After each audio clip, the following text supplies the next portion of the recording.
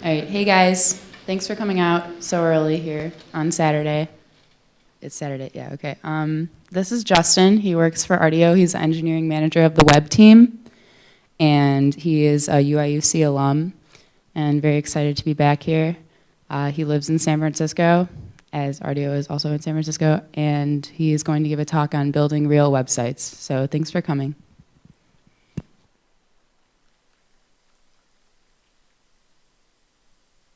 Is that on?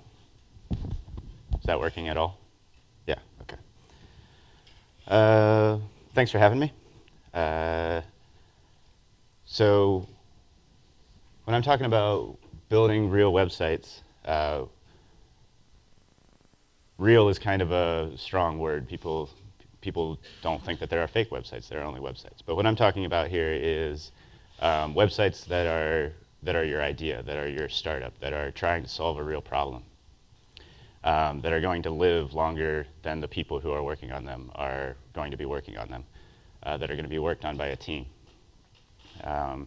being maintained for a long period of time, and which are solving problems that are ill-defined or will change over time. So you need your architecture to be able to adapt to changing business realities, changing realities of what your customers are looking for. And specifically, I'm going to be talking about consumer-oriented websites because that's what I know, and also because you don't get to control nearly as many variables. Consumers, they don't have to use your website. They don't have to install your software. They don't have to use a particular browser. They don't have to upgrade. They don't have to do anything that you tell them to do. They'll just use something else. So you have to be able to write software that accommodates their needs rather than dictates to them. All right, so basic diagram of a website. You've got an API, and API is just a thing that gives data to the clients that are showing that data to the users. A website is nothing more than just something that shuttles data around. You've got some static files.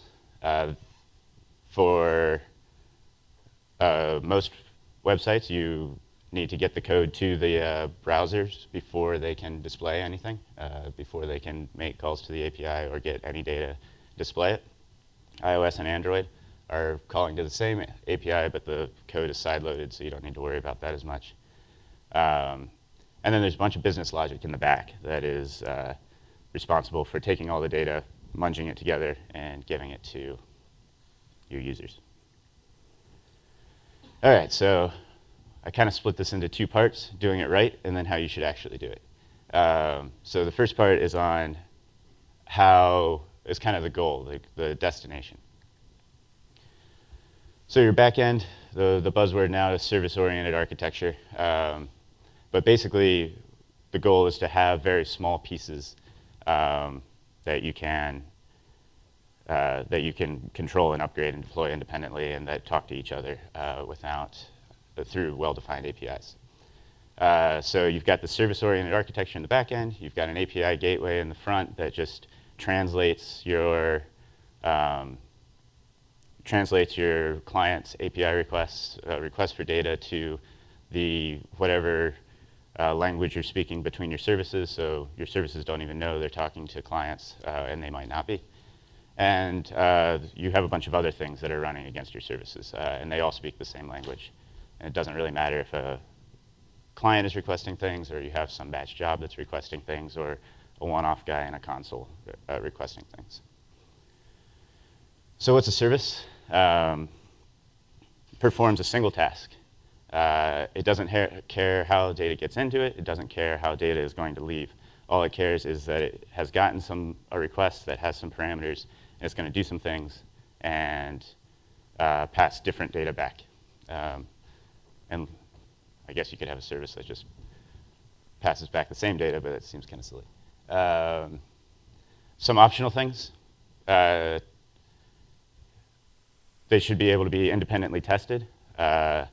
Deployed independently in an independent repository. All of these things are kind of desirable. It makes working on a single service a lot easier, but you can kind of get away with not necessarily doing that if you want. Okay, so I just kind of drew up an example to make it a little bit more clear what I'm talking about, because I'm speaking in abstract services. So there's some cloud in the middle that is how data moves through the system, and we'll talk a lot more about that. And then there are things that do things. So in this particular example, I've got something that does Hadoop jobs, I've got something that sends emails, I've got something that takes care of comments, I've got something that does search. And of course, in any, these are just very small things that you would do. In any website, you would have a bunch of other things that are happening. The things on the bottom are consumers, but they're still services. So there's one service that's the API gateway, and it just takes data and sends search requests to the search thing, sends requests for comments to the comments thing, et cetera, et cetera. Some services just take data from one thing and move it into another thing. So there's a service here that sends out an email whenever you have new followers. So it looks at the comment. It goes to the comment service. Thanks, Paul. It looks at the comment service and sends out emails to, goes to, in this case, the Hadoop thing, figures out who you're following, aggregates that data, sends it to the email sender. The email sender doesn't know anything except how to send emails, so it doesn't know what to send.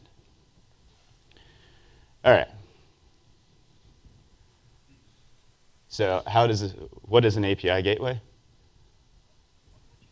Oh no, I don't have sound. Well, you guys all know what he's saying. Hopefully. I was debating with a friend whether Office Space is dated or not at this point. Now? Everybody still on board? Cool.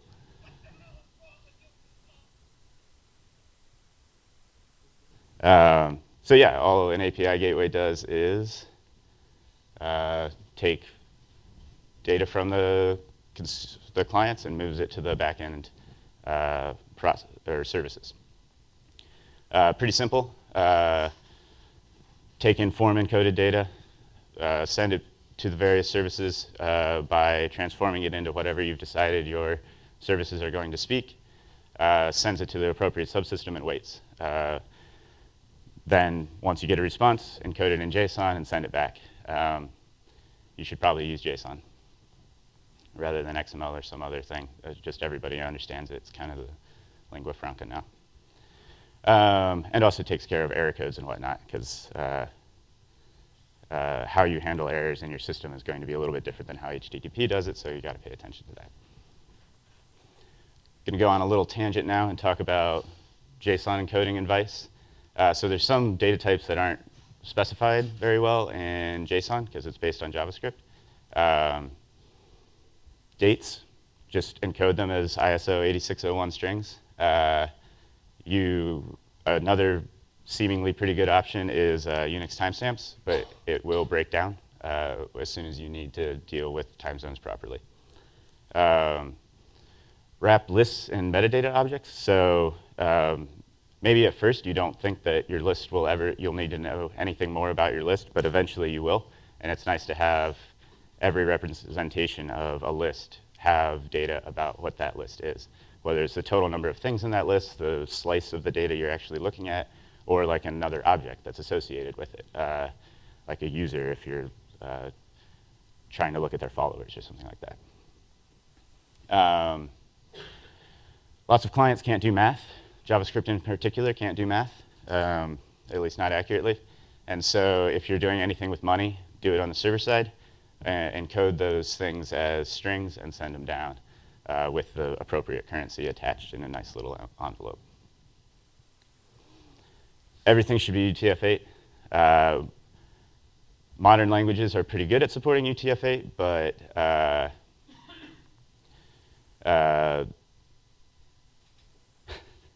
there's nothing that, most of the languages out there are not, it's not a first-class citizen, or as it wasn't at the beginning. So it's becoming more and more of a first-class citizen.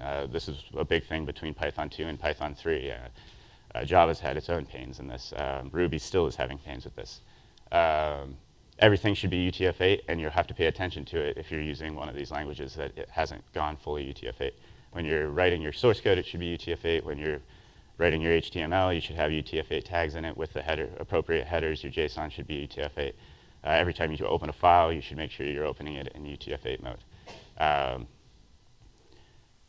Otherwise, you'll end up with some weird encoding bug at some point, and you won't know why, and you'll figure out it was a file that got opened in one case that is never broken before, and you just happen to finally have somebody from a different country using your site, and it breaks in a weird way. OK, so you've got your little API gateway that translates things from JSON into something. So how is it going to talk to the rest of your services? First, you need a transport. You need some way of them actually connecting to each other. Just use HTTP. It's easy. Every language basically every language has great support for HTTP. It's stateless, which allows nice things about as you're scaling things up, request load balance if you've got a good way of doing that. As things go down, that you know that they don't have any state about the things that were connected to them, because HTTP is stateless. There's a couple of other alternatives as you're scaling up that are kind of interesting. HTTP2 is backwards compatible with HTTP, which means that it has the same kind of benefits, but you can keep a connection alive and multiplex lots of requests down it. It's pretty cool stuff. Also works with clients, theoretically. So that's kind of where that's going. Zeromq is kind of the state of the art. They designed Zeromq to kind of address this problem. It allows you to do lots of different network topologies. It's super fast.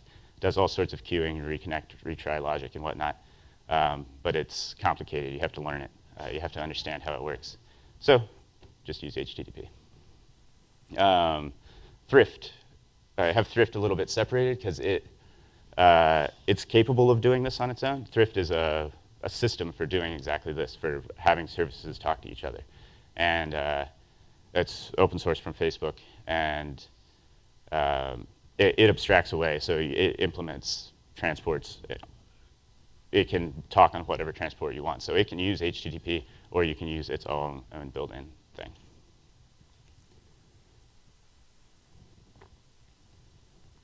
All right, so you've got services that are now connected across your network somehow, presumably with HTTP. Now you need to send data back and forth. Just use JSON. It's simple. Every language has great support for it. It's usually pretty fast if you've got the optimized C extensions in various languages and whatnot. And when you look at a message, you can read it, which is nice. On the other hand, it is slower than just about everything else. It's not statically typed. You don't have an interface definition anywhere that you can look at and be like, yeah, this is what's going to happen when this message is sent. This is the types that are going through this, that are going to the service. So some other alternatives are message back, which doesn't solve the static typing thing, but it is very fast and compact. And it's kind of the cool new thing. Protocol buffers are also pretty fast, and they do have static interface definitions. So you'll have a file that says, this is what this interface expects, which is nice to be able to define your interfaces across all different languages.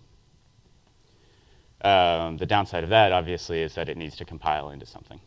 So you have an extra step. Thrift does the same thing as protocol buffers, where you have an interface definition and it compiles into something, but it can also use its own Thrift encodings, or it can use JSON. Again, it provides kind of an abstraction on top of this. OK, so you've got these services that are connected to each other through HTTP. They're speaking JSON. What does each service need to do? So you should probably start with some base service that all it does is takes care of connecting to the other services via HTTP and speaking JSON, and then translates whatever you've whatever decisions you've made previously, translates that into actual calls in a language that does actual things. Whatever language you're doing, you're going to need some base service class that takes care of everything else and lets the code itself just do its job without worrying about the rest of this. And again, Thrift is something that tries to provide one tool that does this for any language. All right, so you've got a base class, or you've got an idea of what you want in a base class. You're going to do HTTP, JSON. What language should you use? In my opinion, there's basically two best options here. Scala, basically because of the work that Twitter has done. Scala runs on the JVM, which has its own advantages. There's lots of great tooling there. It's fast. People have done a lot of work on it. And Scala is not Java, so that's kind of nice. And it's actually kind of a nice language. It's statically typed, which as you're scaling up number of people and you're moving through iterations of the product, not only is the product changing, but the team working on the product is changing. Having a statically typed language is pretty nice. Go from Google is basically made for this, which means it's great. They're really focused on developer tools. The standard library supports all of the things I was just talking about, and additional libraries support so many other things. So it's really, I think that we're going to see more and more of people using Go to do this kind of thing. The downsides are that it hasn't been around as long. It's a little bit less mature. It doesn't have the runtime debugging support that the JVM has. And then you're always going to have something dynamic in the stack. There's certain things that need to be well maintained, that need to be fast, that a lot of different people are going to be working on. And in those cases, a statically typed language is the way to go. Then there's everything else that you need to do, that cron job that creates a report or whatever. And it's just going to spin up, do something quick and dirty, take the data, transform it somehow, and spit it back. In that case, you probably don't want to worry about types or doing things well at all. And so just use something easy. Python, Ruby, Node.js for some situations. Python and Ruby both have great communities, lots of help, lots of support for all these different things, and are easy to learn. Node.js is great for a couple of things that Python and Ruby are bad at, basically asynchronous services. So maybe your first hack at the API gateway is in Node.js because it just needs to open a bunch of connections. Anything CPU bound, though, Node's a little bit less obvious of a choice. And you'll notice with these that these are not interesting choices. In fact, throughout this entire presentation, the ongoing theme is don't do anything interesting. You're trying to build a product.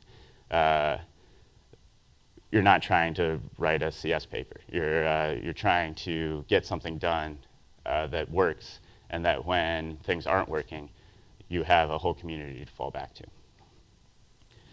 The theme continues here. So there's a lot of popular databases, NoSQL and whatnot, but when you finally got that service written in, let's go with Go, talking HTTP and JSON to another service written in Go that needs to talk to a database, what database are you going to choose? Either MariaDB, which is kind of the fork of MySQL, that's probably going to be the fork of MySQL going forward, or Postgres.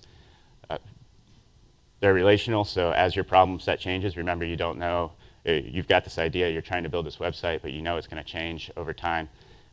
You know that its performance characteristics are going to change over time as your users change what they're doing. You're going to need to shard it differently, you're going to need to scale it. And MySQL and Postgres have both been scaled a lot by a lot of different people. There's a lot of other databases that have been custom built for specific situations, but you're not in that situation yet. You're just in a situation where you need some data and you don't know which way it's going to go.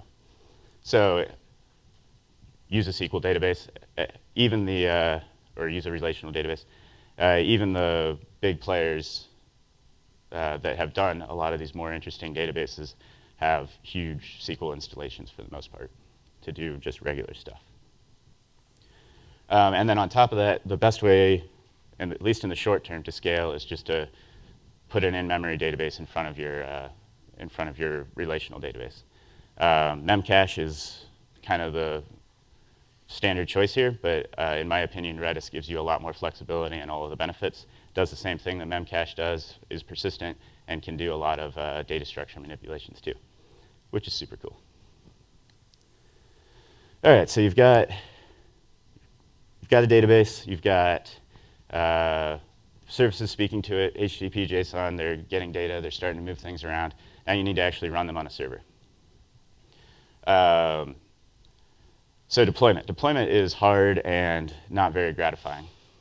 But the most important thing is that you need to be able to repeat it. So the first time when you're figuring out all these choices, you've got your services spun up on a box that has the Go runtime, it has MySQL installation, it's got some libraries installed, it's got Nginx installed, whatever. It's got software, your dependencies. You need to be able to replicate that box and make a new one as soon as your traffic gets to that point. So it's really important whenever you're doing deployment stuff to be able to instantly repeat the processes that you already took. There's a couple of good tools for doing this. I think that Docker is going to be the one in the future and is currently capable of being the best in-class choice for doing this. Docker is like a Linux container. It's a way of doing Linux containers, of defining them and being able to repeat them across different machines. The nice thing about Docker is that you can easily not only scale out machines, but you can also scale out the services that are running on those machines. So you can have, let's say you just wanted one server at first, you could have two traditionally separated things, your database server and your application server running on one box, and then as soon as that becomes impractical, just move the Docker to a different box. And maybe it's running with some other services and whatnot. And you can just move them around as necessary, which is pretty cool. I'm pretty excited about Docker. Kind of the industry standard right now, though, is Puppet and Chef, which is just a way of describing how boxes are going to be set up. So you just hit a script and your new box is all set up. Okay, so then you've got your dependencies there, and you need to deploy some code to it. The best way to do this is just to do it the same way you did everything else, where you've got your Chef script or your Docker with all your code bundled up, and it just gets deployed by your normal dependency management system. You can also just copy it over to your server. So there's a few things that need to happen when you're deploying code. You need to be able to bundle it up. So you've got this like big checked out thing, and it needs to get bundled up and then into a file that can be moved around. So you need a script that does that. You need to be able to copy it. That's where either just putting it on your Docker using Chef or even just SSHing it across your network works. Then verify the dependencies on each server. So for Go, this is like making sure that you're getting all your up-to-date modules.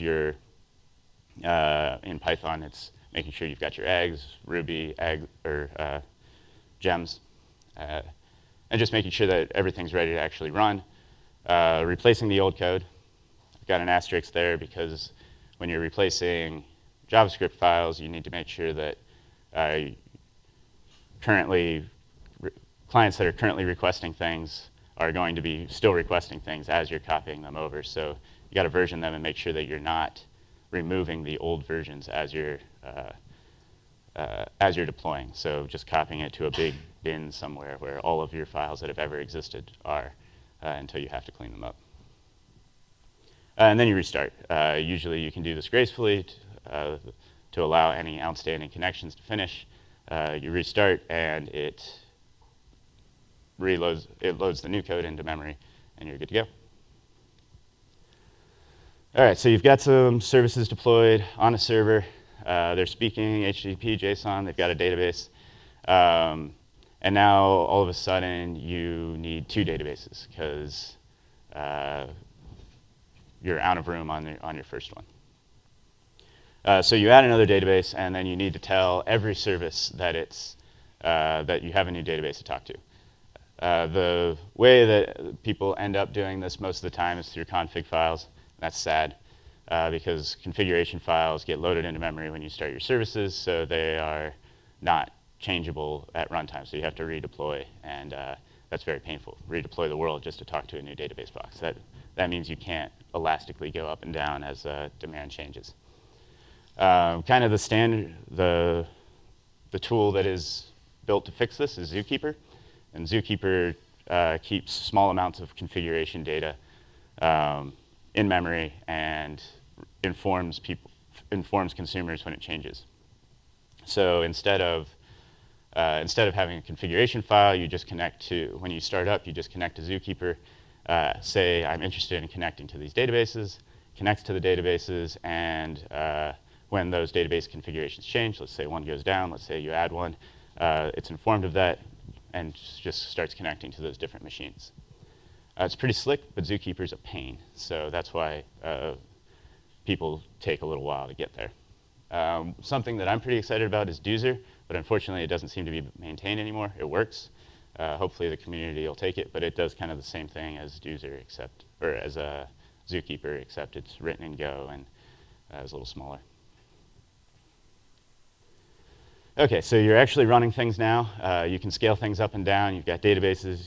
They're all talking to each other, HTTP, JSON. They're written in some language that's maintainable across all your different engineers. And then things go wrong. And you don't know why. You're just restarting services at random, speculating that it's because of load on one thing or another. And that's pretty hard to determine without good monitoring. So one of the keys to running these huge infrastructures is to make sure that everything is monitored. Usually, when a problem comes up and you can't figure out what it is, it's because that thing isn't being logged or it's not being monitored, especially when things sneak up on you. Load issues in particular should never be a surprise. There should be a chart showing, yep, that's going to be a problem. So there's a bunch of good tools for helping out with monitoring. Graphite is a round-robin database, so it loses fidelity as you go back in time, so you can see trends over the past forever. But if you go to a year ago, you're not going to be able to see what happened minute to minute, whereas today or last week, you can see what happened minute to minute. A month ago, you can see hour to hour. A year ago, you can see day to day. And it always takes a finite amount of space. So Etsy has built some pretty cool tools on top of Graphite. StatsD is something that just lets you get data into Graphite easier. And Kale is a couple of tools that allow you to detect anomalies in your graphs in Graphite, which is awesome in that it can not only detect anomalies, but can find graphs that are also showing similar anomalies and put them together and say, here, you need to look at these different graphs to figure out what's going on. Xenos is an unfortunate evil. It is the kind of enterprise IT standard on monitoring load, memory, I/O, CPU usage on servers, on machines.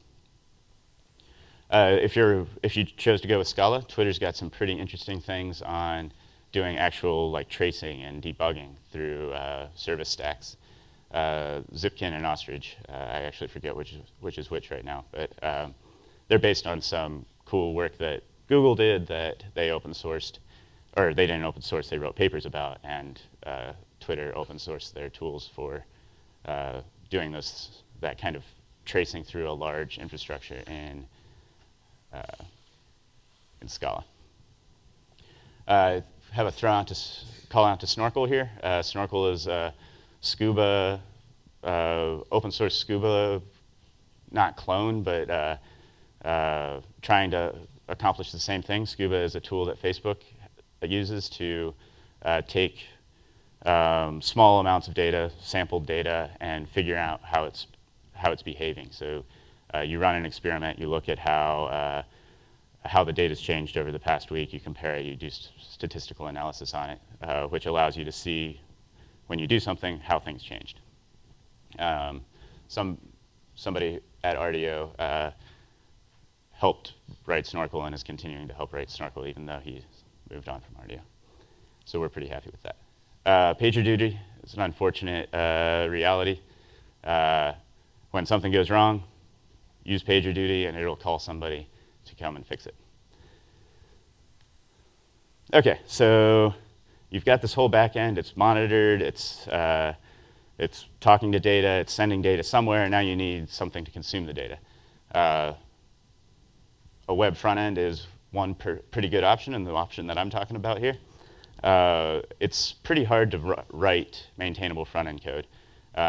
This is something that I think about a lot, but I'm not going to talk too much about here. But if you want to talk about it later, I'll talk for hours.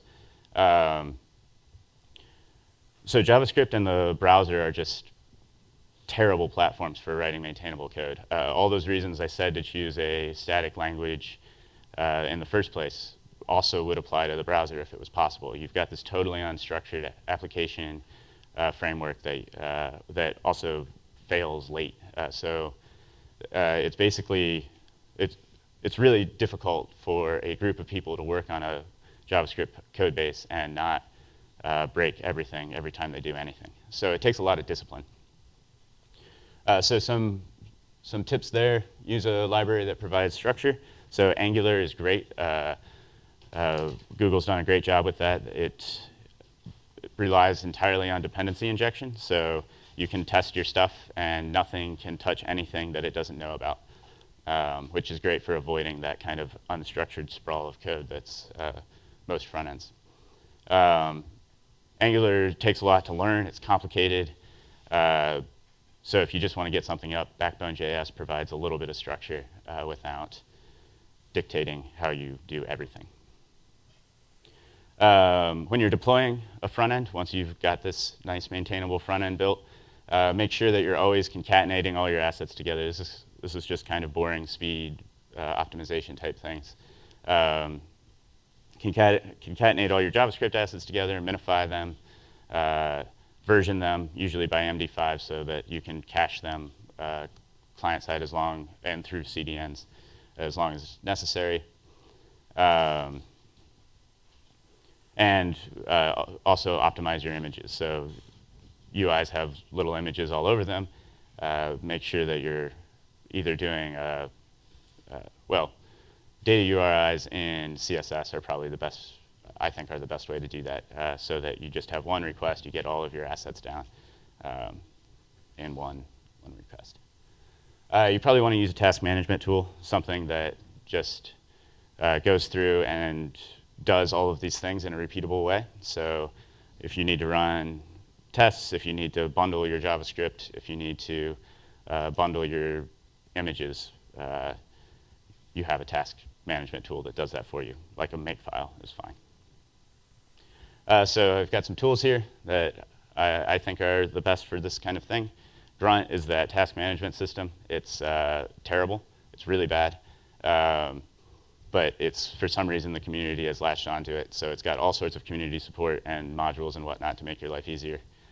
Uglify.js does that JavaScript minification. It's pretty good. Less and Sass. I don't know how many of you guys have written a lot of CSS, but CSS can get pretty painful when you're writing a lot of it. So if you modularize it using Less or Sass, your life will be a lot easier. And you can use like variables, stuff like that. It's pretty awesome. YUI compressor. Uglify is a little bit better for compressing JavaScript, but it doesn't compress CSS. YUI compressor compresses CSS. The Google Closure tools are great. They're better than Uglify for minification. They do all sorts of dead code removal and whatnot. They're complicated and hard to use, and sometimes they remove too much code. JS Hint, since JavaScript provides no rules and you can do whatever you want, JS Hint allows you to define rules that you can impose after the fact. It's pretty valuable for making sure that everybody's writing the same kind of code and not breaking basic rules that JavaScript lets you do but can get you into trouble later. Jasmine and Mocha, testing frameworks. I think those are the best. Bower is like a package manager. You can do like Bower install jQuery, and then you have jQuery or underscore or whatever tool you want. It just maintains a list of things that you have installed. And CSS is embed, not the greatest tool, but it takes those data, those UI assets, and puts them into your CSS as data URIs. All right, so that's kind of like how to build a stack from the bottom up of something that a large engineering team can work on. But it's also a lot of work. So when you're just getting started, I wouldn't do all that. Pick a language that you can work quickly in. Python, Ruby, PHP, Node.js. I think Go is still a good choice here, but I'm kind of a Go fanboy. I would pick one of these. If you could pick whatever esoteric language you know best, but these languages are really easy to learn and have great communities, do HTML and web stuff really well. So again, we're trying to be as boring as possible. So pick one of those. Just deploy to Heroku or .cloud. It's free. You just push your repository and describe how your dependencies work, and it takes care of all that stuff I talked about on the deployment slot. And use whatever database lets you get something out the door first. SQLite, you just have a local file. You don't need to worry about setting up a server while you're developing. Mongo doesn't have schema. It has a schema, but it doesn't require you to specifically define it. Redis is a great little in-memory database where you don't have to think about schemas. You just think about data structures like you would in your code itself. Don't worry about optimizing your front end. Do things manually. So not engineering tasks, things that are like work, or like running tests and whatnot, you probably want to automate that because you'll never do it. But anything that your customer is doing or is asking you to do, you don't have any customers, so it's zero additional work to just do it manually. Let's say they place an order. There's no reason to write a response thank you email or something like that. Just write an email yourself. Eventually, that might get tedious, but you'll have a lot of customers then. You can pay somebody to do it, or you can write code that does it. But throughout all of this, don't forget where you're trying to end up, how you want to be able to pull things apart. So even if it's all one big process that's doing all of these different things in one code base that doesn't talk over all these different protocols and whatnot, remember that at some point you might want to be doing that. So still define that base service, or at least have some idea of what the service will be. And of course, you'll violate all sorts of boundaries, and it'll be kind of a pain to pull things apart. But if you have an idea of what you're trying to do from the beginning, it'll be a lot smoother as you try to pull things apart. And of course, the most important thing is write some code. You don't have any problems. You don't even know what problem you're trying to solve right now. You don't know how you should design your software. You don't know what it's going to look like.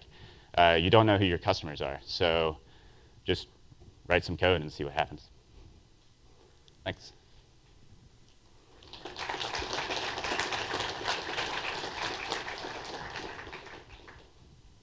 Questions?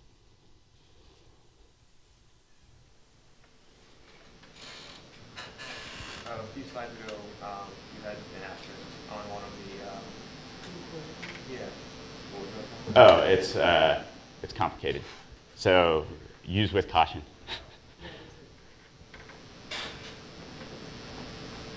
Yeah. How do you stay on top of all those tools? Well, what I gave you was just kind of a synopsis of Hacker News for the past like 4 years. So just keep reading Hacker News, I guess. I kind of stopped actually because Hacker News is horrible now. But if you come out and work in San Francisco, people are just talking about this stuff. So. I know that Rdio, I think, started off with Django. As you grow bigger, are you guys still using Python, or are you moving to something like Scala or Go? We're actually starting to move towards Scala, but what I just talked about is not what Rdio's stack currently looks like. We're kind of in the giant thing that we got started with, and it's 5 years later, so that's a little painful. But we're starting to pull things into Scala, and it's starting to look a little bit more like what I was talking about. If you have any interest in helping build this infrastructure, Rdio is hiring. Similar question. The keeping it simple and boring theme, rings true for me. I'm really curious, when did you perceive Scala to come to be seen as boring? Right? When did Scala stop being this crazy thing and start being this conservative sort of button down thing? Yeah, you're right. That language choice doesn't tend to be seen that way. I think it's boring because it's just Java. You can write things in Scala and whatnot, but you can use all the old Java libraries. You can use all the old Java tooling. So you can replace Scala with Java in any of those slides, and it still is basically true, except Scala is a little bit nicer to work in. But you wouldn't say about Clojure, for instance, right? Right, because Clojure takes away some of the advantages of Java basically being statically typed. Working in a large group of people, static types are important, I think. A lot of people would argue with me there, but I think that it helps teams work together, and especially when it comes to refactoring code if you have static code choice. And Scala has a very good type system, and Java also has a pretty robust type system at the first place. So if you wanted to write everything in Java, that's even more conservative, but also a little bit more painful. Scala has now got enough large production deployments and has enough tooling around it, and it's just using the JVM anyway, that I think is a pretty conservative choice. Yeah. Well, you said to sort of keep an eye on where you're going, and you're 5 years down the road, and you still have the sort of sticky mess you're dealing with. What are some of the real pain points in making that transition? Like, is there some way that at the beginning you could do sort of some of this clean organizational stuff so that you avoid some of the bigger traps down the road? Definitely. If we had started with this idea in mind. So I think that web frameworks are a little bit of a trap because they aren't really designed this way. You end up just putting all of your logic in the view of the thing that you're building at that particular moment, instead of being like, okay, this view is actually talking to this other thing, so I'm going to build this little abstraction over here and then talk to it. Both Django and Rails can get you trapped in these just massive views, and that's where all your logic is, or controllers or whatever you want to call them. So being aware that that trap exists and trying to design in such a way, you can still use these frameworks. I'm not sure that I would in the future, but they do help you get spun up faster. But being aware that of the abstractions you're actually trying to build instead of just writing a bunch of code that does the thing that you're doing right then will go a long way in the future of being able to pull those abstractions apart, I think.